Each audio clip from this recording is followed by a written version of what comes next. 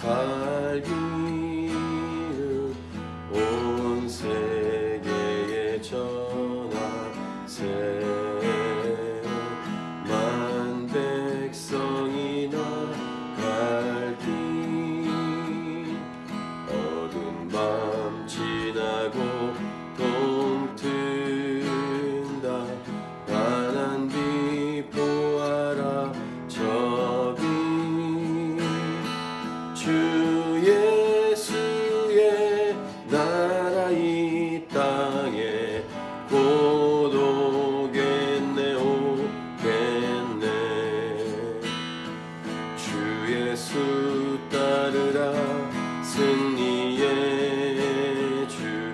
세계 만민이 나아갈 길과 진리요 참 생명. 내 창검을 부수고 다 따르라 화평화. 어두운 밤 지나고 동튼다. 환한 빛 보아라 저 빛. 주 예수의 나라 이 땅에 곧 오겠네 오겠네. 놀라운 이 소식 알리어라. 세계 만민을 구하려 내 주 예수를 보내신 참 사랑의 하나님. 만 백성이 따르길 어두운 밤 지나고 동튼다. 환한 빛 보아라 저 빛. 주 예수의 나라 이 땅에 곧 오겠네 오겠네. 고난 길 헤치고 찾아온 길 많은 백성을 구한 길 모두 나와서 믿으면 온 세상이 마침내 이 진리에 살겠네. 어두운 밤 지나고 동튼다. 환한 빛 보아라 저 빛. 주 예수의 나라 이 땅에 곧 오겠네 오겠네.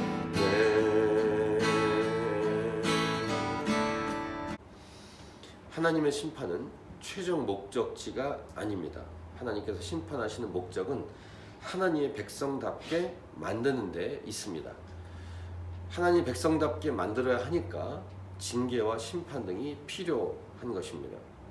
그래서 회복, 이것이 징계와 심판의 목표이고, 이건 처음 단계 목표이고, 회복이 되고 하나님 백성답게 하나님 기쁘시게 하나님께 영광을 돌리며 살아가게 하는 것, 이것이 징계와 심판의 최종 마지막 단계다, 이렇게 얘기할 수 있겠습니다.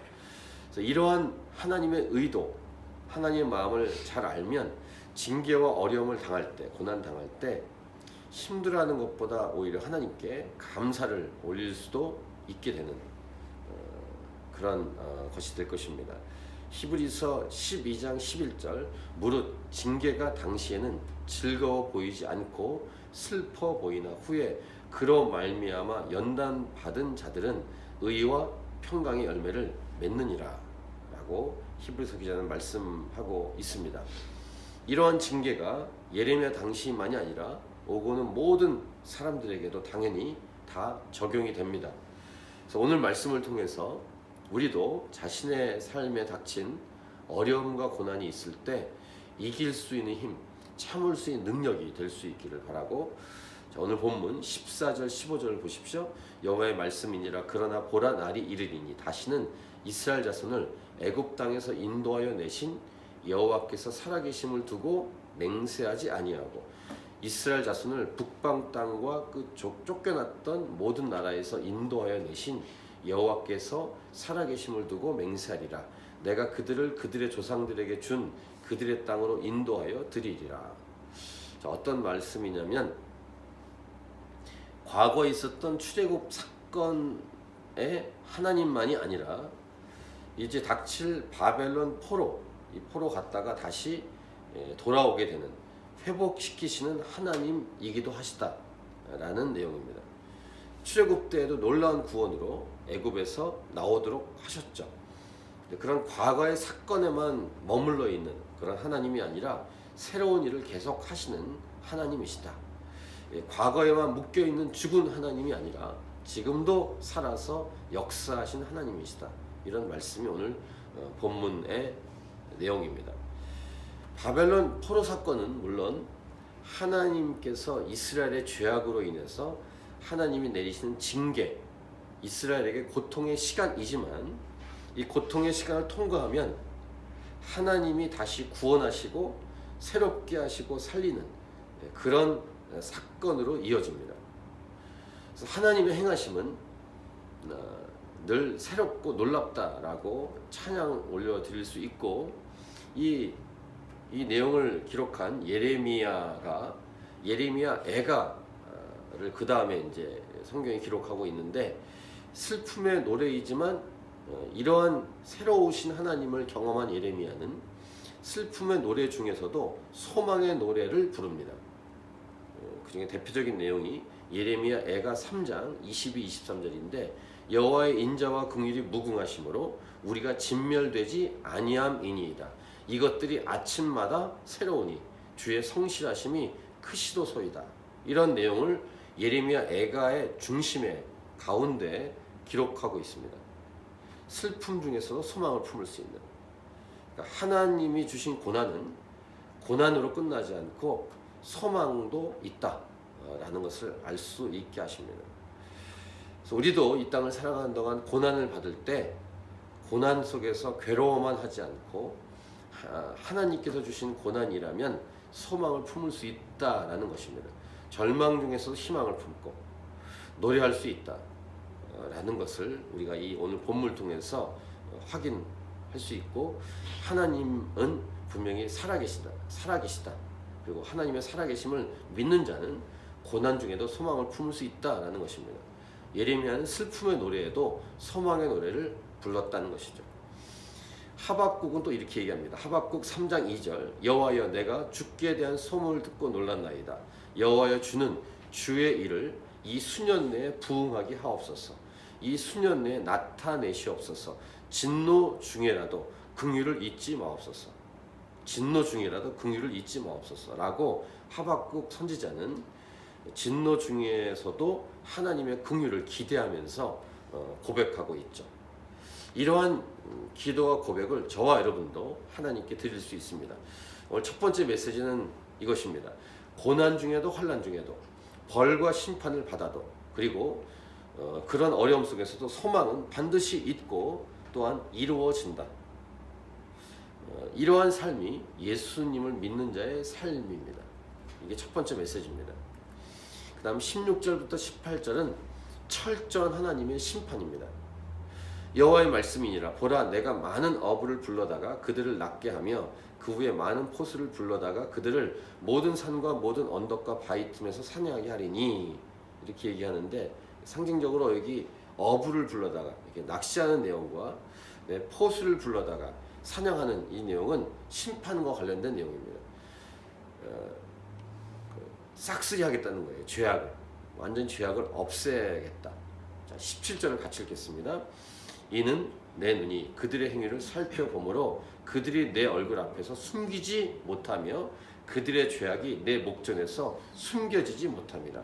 그렇게 16절 내용을 17절 같이 이어지게 얘기하신 것은 낚시를 해도 완전히 싸그리 물고기를 다 잡아버리고 그 다음에 산과 언덕에 있는 모든 동물들 다 사냥하는 이런 비유를 가지고 죄악을 다 완전히 없애겠다라는 것입니다. 18절 내가 우선 그들의 악과 죄를 배나 갚을 것은 그들이 그 미운 물건의 시체로 내 땅을 더럽히며 그들의 가지한 것으로 내 기업에 가득하게 하였습니다. 우상 숭배로 가득하게 했던 그 죄악을 완전히 사라지게 하겠다. 그리고 그 죄악은 하나님 앞에서 숨길 수 없다. 이런 내용을 16절부터 18절에 말씀하시면서 두 번째 메시지 이것입니다. 하나님의 철저한 심판. 조금이라도 죄악의 찌꺼기를 남기지 않고 철저하게 깨끗하게 하신다 라는 것입니다. 우리 하나님은 완전한 분이십니다. 죄악의 어떤 조각이나 자국이나 흔적도 남기지 않으십니다. 실수가 없으신 분이십니다. 심판을 하실 때도 완전한 분이시기 때문에 철저하게 하십니다. 그래서 이러한 심판이기 때문에 아프고 괴롭지만 이것은 동시에 감사의 제목이기도 하고 하나님께 영광을 돌릴 수 있는 것이죠.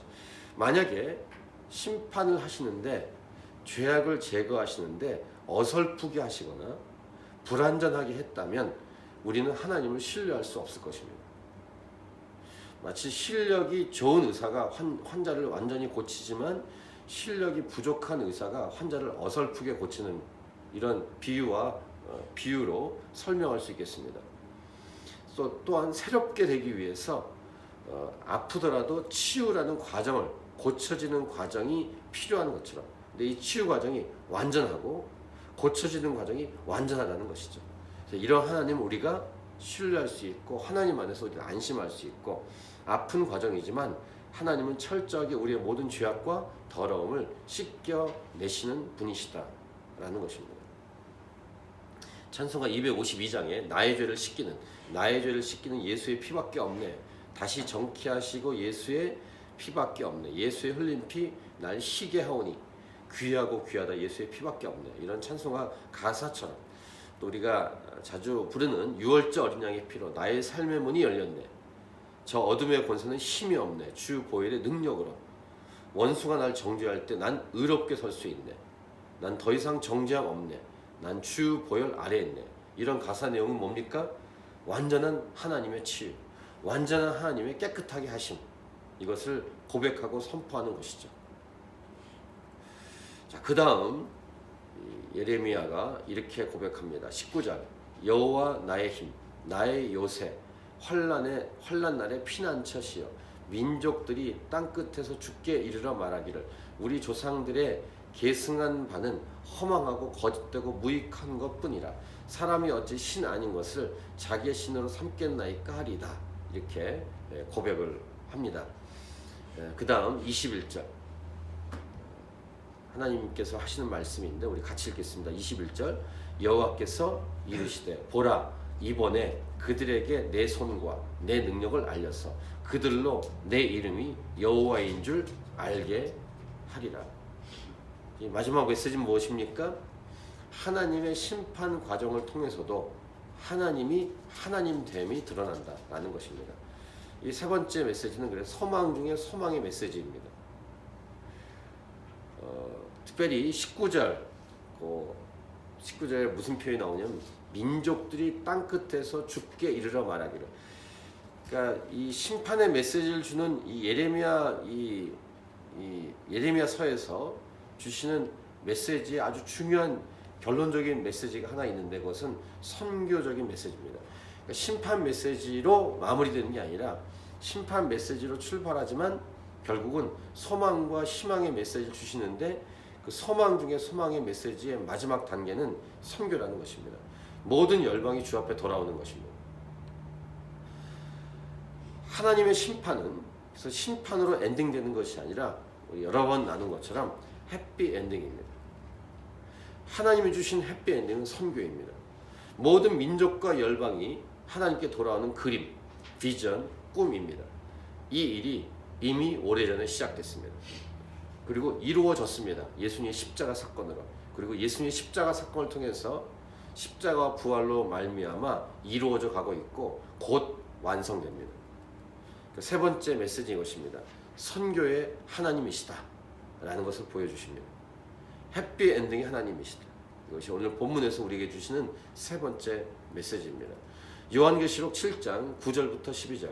이후에 내가 보니 각 나라와 족속과 백성과 방언에서 아무도 능히 셀 수 없는 큰 무리가 나와 흰옷을 입고 손에 종려 가지를 들고 보좌 앞과 어린 양 앞에 서서 큰 소리로 외쳐 이르되 구원하심이 보좌에 앉으신 우리 하나님과 어린 양에게 있도다 하니 모든 천사가 보좌와 장로들과 네 생물의 주위에 서 있다가 보좌 앞에 엎드려 얼굴을 대고 하나님께 경배하여 이르되 아멘. 찬송과 영광과 지혜와 감사와 존귀와 권능과 힘이 우리 하나님께 세세토록 있을지어다. 아멘 하더라.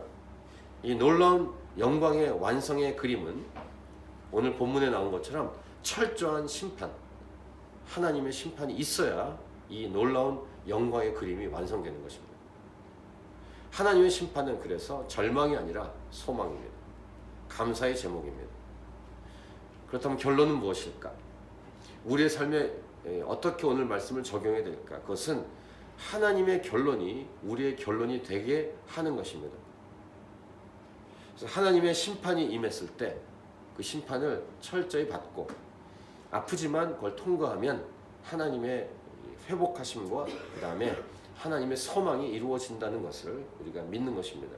그렇기 때문에 구체적으로 우리는 복음을 증거하며 이 땅을 살아갈 수 있고 살아가야 한다는 것입니다.